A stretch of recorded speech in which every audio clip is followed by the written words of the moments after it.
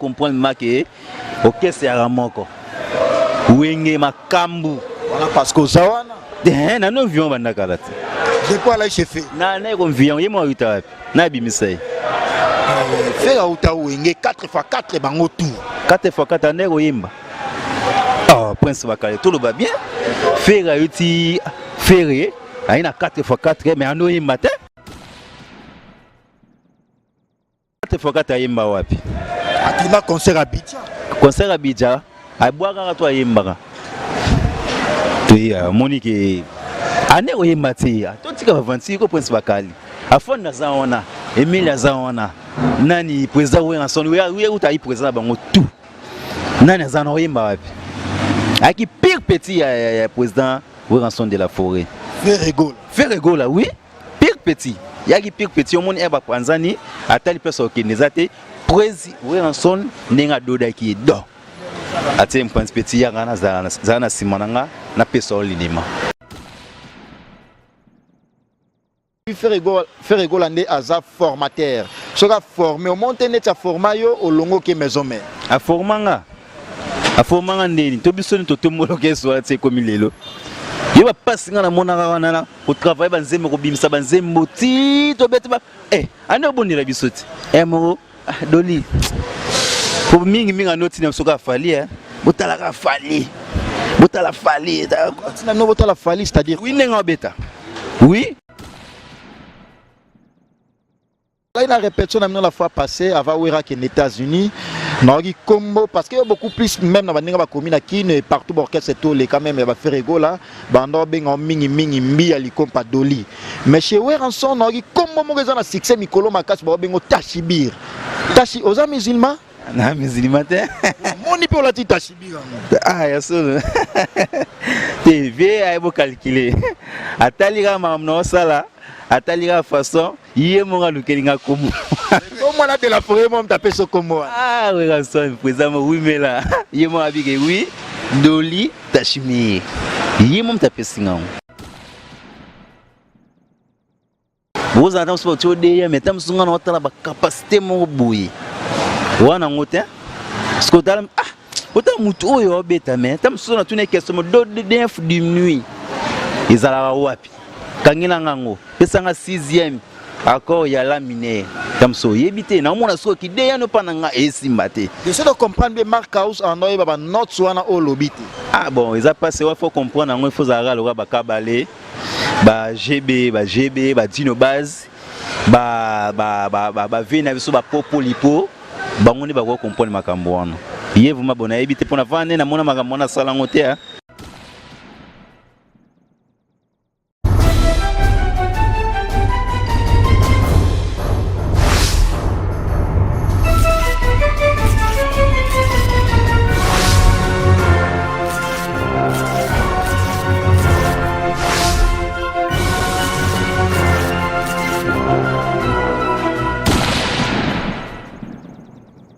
Internautes, vous qui nous suivez partout dans le monde, nous sommes bel et bien sur votre chaîne YouTube informative, une chaîne d'actualité Cléboa, ensemble avec Prince Bakali, l'espoir de la presse. Et merci également à toi, les boss de la nation. Je sais le pourquoi je l'appelle de la nation, parce qu'il est de la nation. Comprenez ça. Et merci également à la grande équipe de la coordination Kinshasa Cléboa. Là, la coordination, je vois Herman Emporio. Herman Emporio, garçon slim, les coordonnateurs. Merci aussi à la prise de ville. Là, nous voyons Marcus, merci pour de belles images. Ensemble avec votre humble serviteur Prince Bakali, l'espoir de la presse. Alors ce soir, je reçois pour vous un artiste musicien qui évolue bel et bien à côté de Weranson, Igwe de la Forêt, mais il avait fait aussi un parcours à côté de Ferregola. C'est là où il avait commencé, à la personne de Dolimbi Ali Kompa, avec qui on va en parler avec lui, on va entretenir la musique de Weranson également. Mais avant d'y arriver là, laisse-moi remercier l'éternel Code Mondial parce que grâce à lui, je suis très bien pondéré. Il y a Ouli Moucheni Code Mondial via Petina et Fondation Ouli Moucheni, déjà opérationnel. Et merci également à toi, l'homme du moment, DJ HB, professeur de musique à Paris, Henri Boketchou, et les patriarches, Georges Dikouma, les patriarches, Songe Ambelio, Betty Kofi Moniango Yengambi Mobali, Kenimbumba Armelour, mon ami personnel. Alors, comme je l'ai dit tantôt, je reçois pour vous Mbi Ali Kompa, artiste qui évolue bel et bien à côté de Weranson, à qui je le salue déjà. Bonsoir, artiste. Bonsoir, Prince Bakali, l'international. Alors, partout dans le monde, nous avons Cléboa, une chaîne YouTube informative, puis d'actualité. Et pour la première fois, on est en émission, na nenge à Cléboa, mais vous allez déjà habitué à Prince Bakali, impression des années. Oui, impression dans ce pays pour ta la radio se changer les côtés, c'est ma gamme bien ça. Avec Cléboa ni ma gamme. À saluer Batunio Sobaza, Hollande biso na émission à Cléboa, au Mombo Christelle, to Bossanité na France. La Bossanité sans paquet, la Bossanité héritier, Tchesco Bango Touba Salam, Nabi Cléboa, Hollande émission qui toque on a Cléboa. Alors, un petit parcours pour ceux qui ne se connaissent pas, peut-être ceux qui ne connaissent pas peut-être l'artiste en question qui est mon invité de ce jour, de ce soir, j'allais dire. Miali Kompa, tu avais fait un petit parcours à côté de Ferrego, la Niance. C'est un parcours qui est agrémenté qui peut avoir disque belé et puis il a morceau belé à Ferrego également. Tu étais là avec Marc Aouz. Tu as fait la pluie et le bon temps à côté de Ferrego là. Et raison qui t'a eu Ferrego là, c'était quoi? Bon, raison on a quitté orchestre wana. La raison est belle. Comme sous sala musala, mutumso sala musala bien té, mais ba fashionné na ba façon mo boye.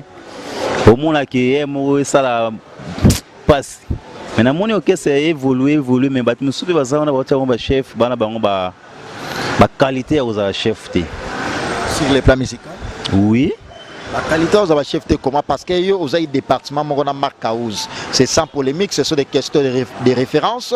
Marc Aouz, voilà, il y a un département mo bo ando beta mais yende soit avec moi beaucoup plus. Il y a une raison où etina peut-être long. Beaucoup plus nani. C'est ko beta. Ko beta net ni. Prince Bakali. Bon, ko beta vraiment et bien dans l'autre. Ngana ozana polyvalent mais professeur ngana yaki na terme sur orchestre wana yaki ki côté rythmique mais na beta guitare solo na beta guitare basse na beta guitare accompagnement na beta mi solo na mikarapie ko beta synthé za polyvalent voilà mais elingi ko lobate ke yo ye na catch orchestre ozuani synthé ovando beti synthé ou beti solo ke kuna te faut en eloko moko mi balé au sala na kaou. Si ça cause à la tête, on va défendre. Na kawa complémentaire à cause à la tête, on va défendre. Na sens c'est bon. Mais éviter que le gros aille par exemple, il y a un avantage là. Mais le mois pour naïté. T'es pour naïté. Pour naïté, le mois pour naïté. Le bel mot et attirer attention là. Je sais pas si attirer attention bateau la biso bambro cette diason leader ya Liège.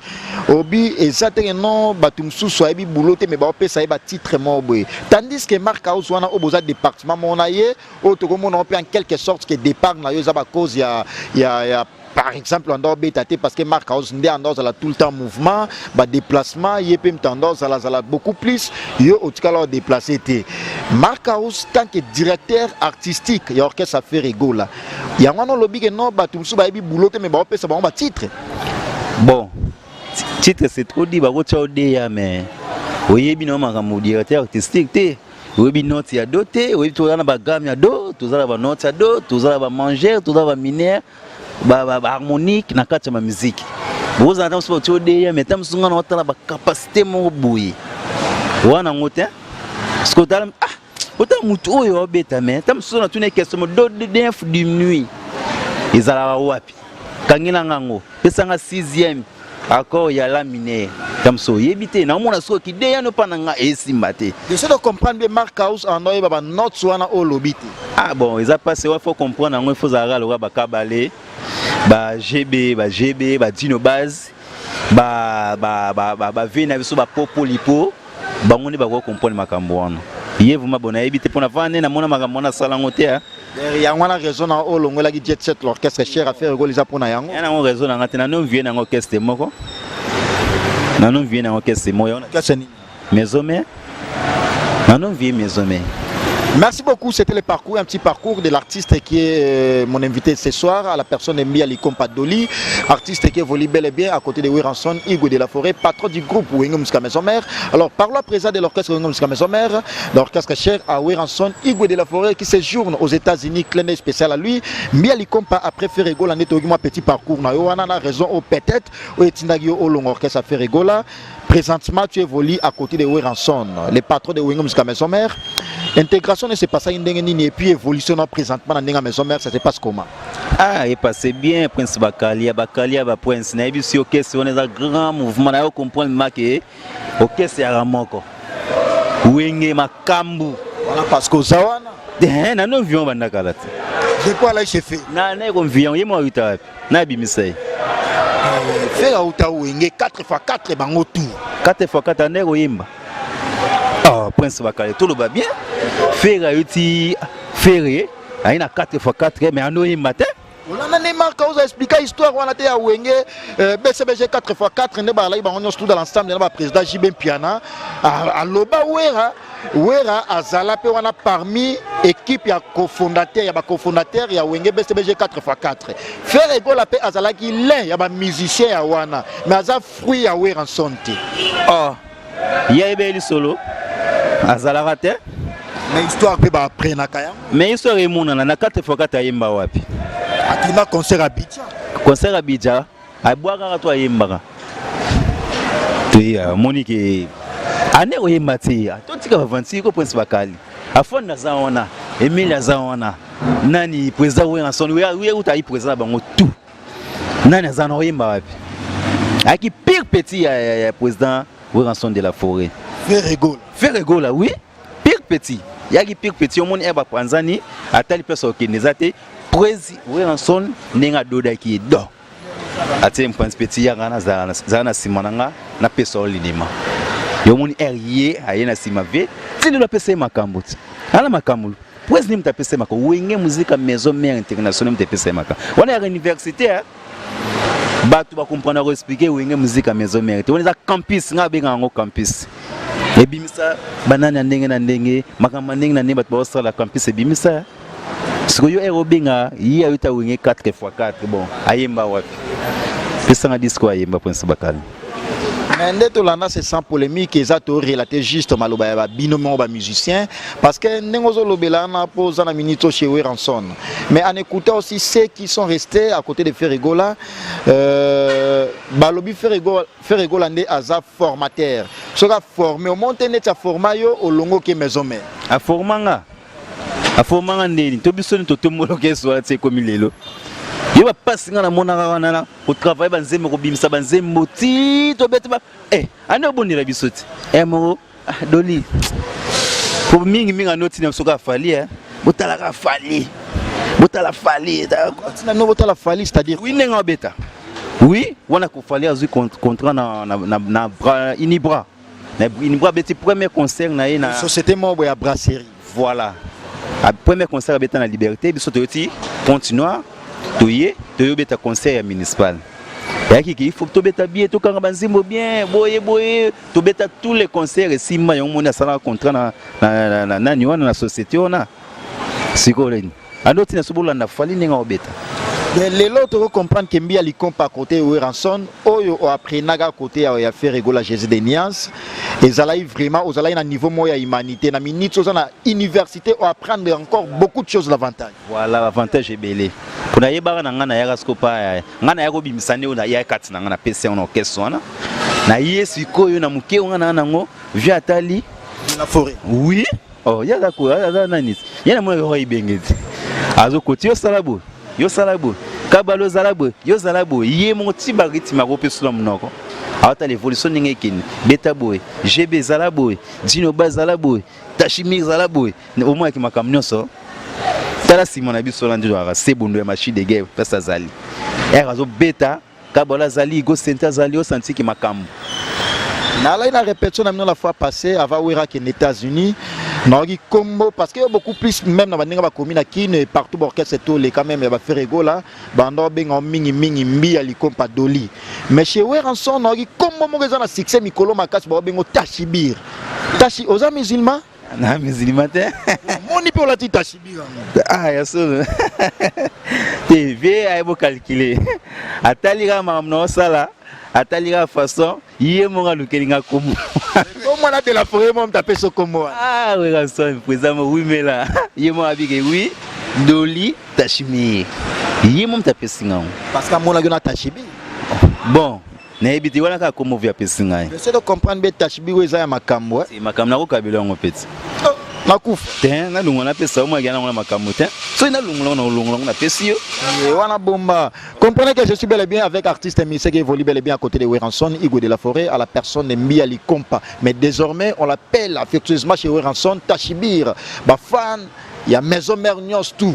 Moi, dans la binoye, artiste et musicien qui évolue bel et bien groupe, ou une maison mère, c'est cher, à Weranson, il de la forêt. Alors, tu as évolué, dans la page, dans la même la page officielle aussi à Weranson, a Zobeta featuring dans Lil Wayne, un rappeur américain.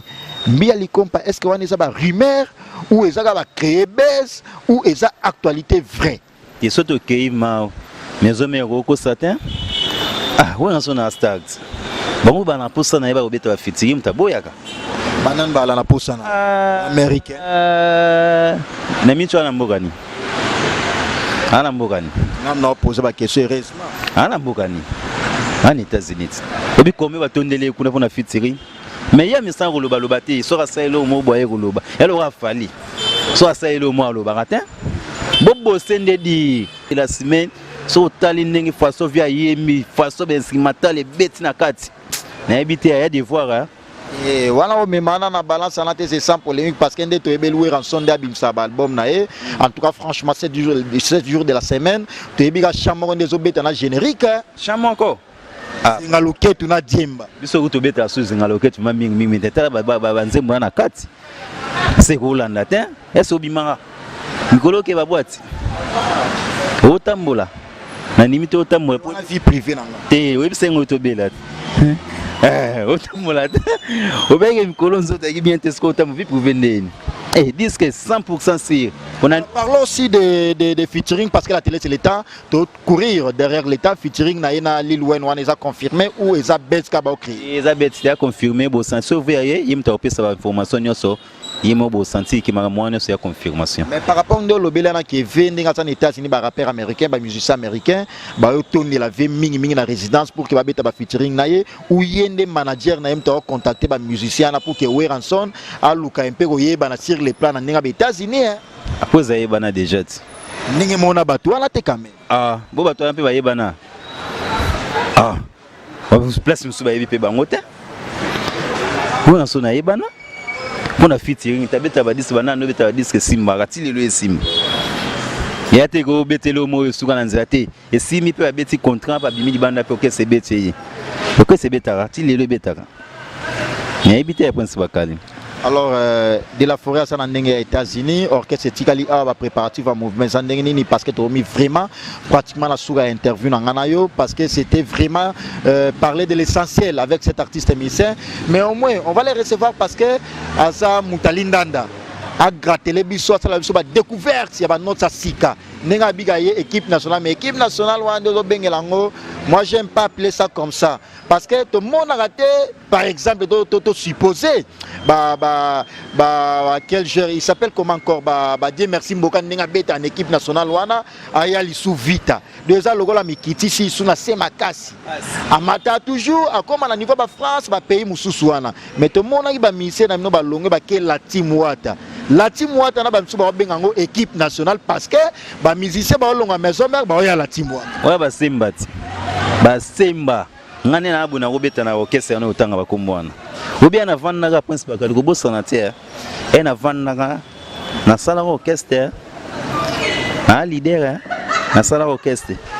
Mais na tika ba masa ba beta na boule na bi na okay wapi. Yo yelinga okay nebo.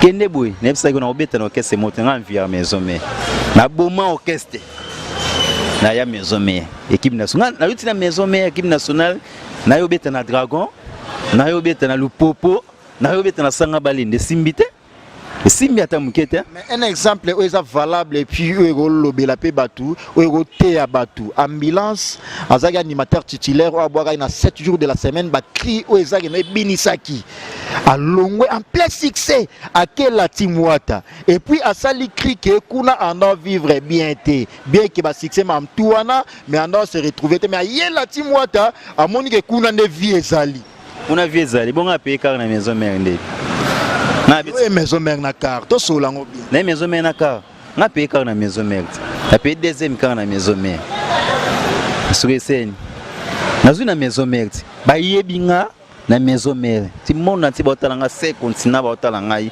grâce à Weranson swinta n'est pas appartement toujours maison mère nous tu nazare Prince Bakali maison mère ni makamu maison mère makamu Il m'a dit charge. Ce qui charge.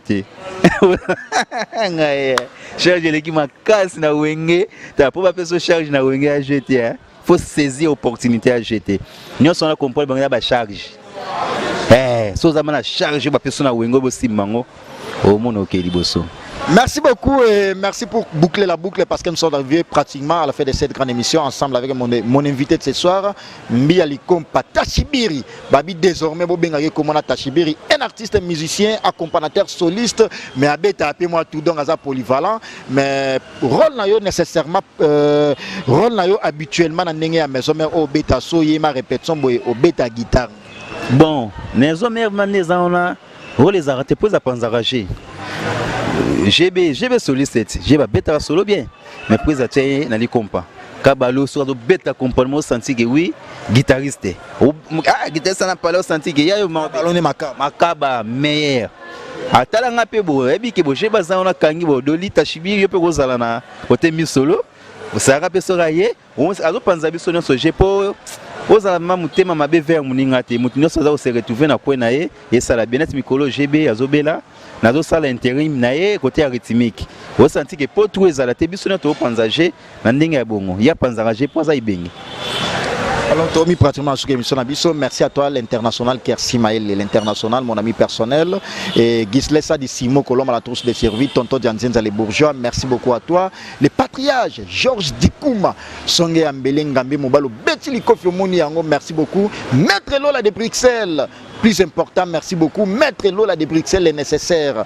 L'homme du moment, très important qu'elle est coltant. DJ HB, professeur de musique à Paris, Harry Boketu. Et merci beaucoup à mon boss parce que la confiance est vraiment très bien soutenue. Et de la nation. De la nation, comprenez que ça, petite nation, c'est une grande nation. Parce que nous sommes Cléboa, les véritables. Cléboa ensemble avec de la nation. Et merci également à toi. Herman Amporio, garçon slim, j'allais dire, et à la prise de vue, nous, pour des belles images, apprécier ces bons caméramens. Il s'appelle Marcus, il est toujours ici au Cléboa pour travailler ensemble avec nous et à la présentation Prince Bakali, l'espoir de la presse. Mais on va clôturer ça, on va pas clôturer ça pour autant donner la parole à mon invité pour qu'il puisse aussi donner un dernier message par rapport à cette émission et puis c'est quelques dédicaces. Ah, la bonne sanité, ITB Minos. Magebolila abwaka kabiso te o bona ko maboya abwaka te na bo sanité TB Minos sans paquet na bo sanité Simplus na bo sanité Christelle Omombo na bo sanité Chesco na bo sanité Petit na héritier bango tout na bazaya ngai malgré communication ezalate mais na yebiki to monana beaucoup et pour boucler la boucle parce que nous sommes pratiquement à la fin de cette grande émission avec Mbiali Kompa Tachibiri, un artiste comme l'a été présenté et merci à toi les chefs, la chef parce que c'est une dame Pichu Mangaya babi toujours na kata Cléboa. Cléboa c'est une grande entreprise, ma chef Bazatel Mebele, ils ont vraiment entreprise à Mounene et ils ont la réputation à bien tellement, tous a bien pondéré, mamno se yotamu la guitare Pichu Mangaya bazawana pour que ba contrôler toujours ba faire, ba finanzimbu na kacha Djobour, hein, finanzimbu merci beaucoup et retrouvez-moi au prochain numéro avec le même plaisir, toujours sur Cléboa et continuez toujours à s'abonner massivement, toujours sur Cléboa, les véritables. Merci beaucoup.